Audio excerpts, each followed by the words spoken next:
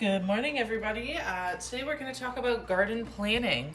I was sitting down with my daughter this morning and she was coloring and I got bored. So this is what happened. So this is the new intro for the day. We're going to just go through the veggie patch real quick and see what the layout of the new garden's going to be.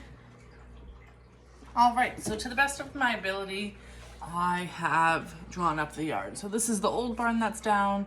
This is the yellow barn. So this is going to be the area in which my veggie patch is going to be. So this is the front of the barn. This is going to be our chicken coop. I wanted the end of the run to bump up to the garden so I could see them also from while I'm in the garden.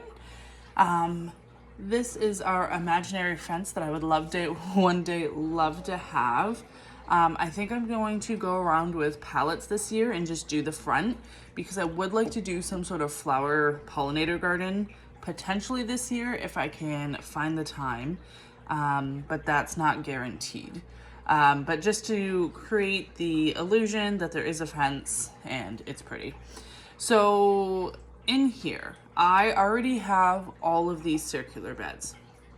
So in this one here, I've already planted in the fall garlic and garlic in this one. Now, ideally, I wanted the front of the garden to be my berry patch. So the rest of these are going to get S's because they're going to be strawberries. This year, once the garlic is up, I do plan on planting green beans in their spot just to kind of succession plant.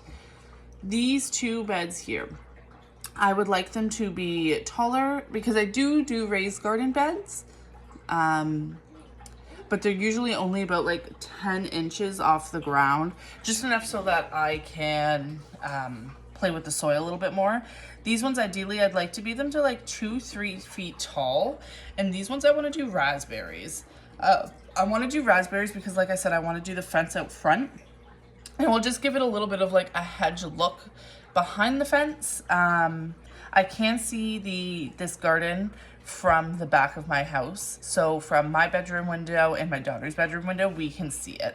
So I'm trying to think to the future of what I'm going to want to stare at every day of our life. And I'm hoping this helps kind of keep it pretty. Just so I'm not looking at mounds of dirt all over the yard. So on this side, Dan loves everything blueberry. So ideally, I'd like these two to be blueberry and potentially this one. I'm gonna cross out this bed because after I was drawing it, I just don't think there's gonna be an actual space to where it's gonna be. So now in these two beds over here, I would love to grow elderberries. I've heard magical things about elderberry syrup. I've seen some in our local area for sale, so that is my plan. So for the front, we have the garlic, which will eventually be green beans, strawberries, blueberries, raspberries, and elderberries. On the side of the barn, I have these two squares. I'd like to do the IBC totes to collect some rainwater, just to help with gardening. I don't have a water source out here right now. All the water I'm going to be hauling from the house. So it's gonna take a little bit of time, but I'm hoping to create some sort of water source so I don't have to haul bucket after bucket every day. Right in this area is like a hill, so I can't really plant anything on it. I might try and assess the situation this year just to see what it's like, but for now along the barn, I just want to plant some sunflowers. I've heard they're super simple to sprout and grow, and this is going to be a project that I want to do with our daughter. Now, in these lines here, I'm gonna step out of the raised garden beds this year because I only have these two blueberry ones done and over there, and then the rest I'm already gonna have to build. So that's gonna be enough for this year. Now in this row here, I would love to do the Roma tomatoes. I'm hoping to grow enough where I can do my own like crushed tomato, diced tomato for canning. And then in this one here, I'm gonna do kind of miscellaneous. So I probably on this end, because they also need a trellis like the tomatoes, I'm gonna do my cucumbers. I want to do some squash for the chickens and maybe some eggplants. Now, keep in mind, all the herbs I did plant, I'm going to plant in and amongst my main vegetables.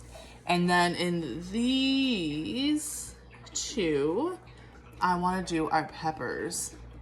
I plan on doing a lot of peppers. I said it in the previous video. We eat a lot of the pepper onion mix from the store. So we're going to go ahead and do that. And hello, love. And this one, I would love to do all our onions. So I don't want to go, yes, I don't want to go above and beyond. 1 minute. All right, so in this bed here, like I said, I want to do onions.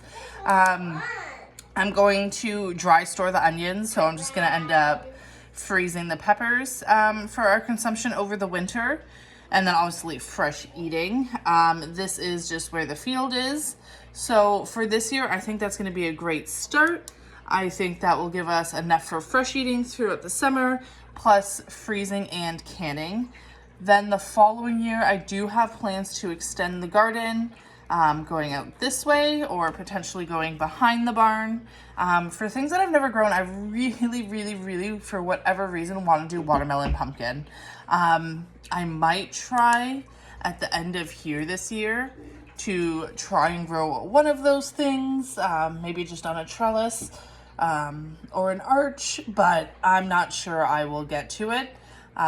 There's lots of things we'd like to accomplish around here, and the garden's not the only one. So for first year, I don't think that's a bad setup, and let's hope we get it all done. I would love to see how you guys plan out your gardens and what you guys use to, better plan it. I find this graph paper, it worked, but I don't necessarily, love the layout, I guess. If you guys have any tips or tricks, these are just going to be rototilled this year, so I can always change up how I do them. And maybe potentially next year, again, add more raised beds, but that's not going to be anything on my docket for this year. Thanks for tuning in. Bye, guys.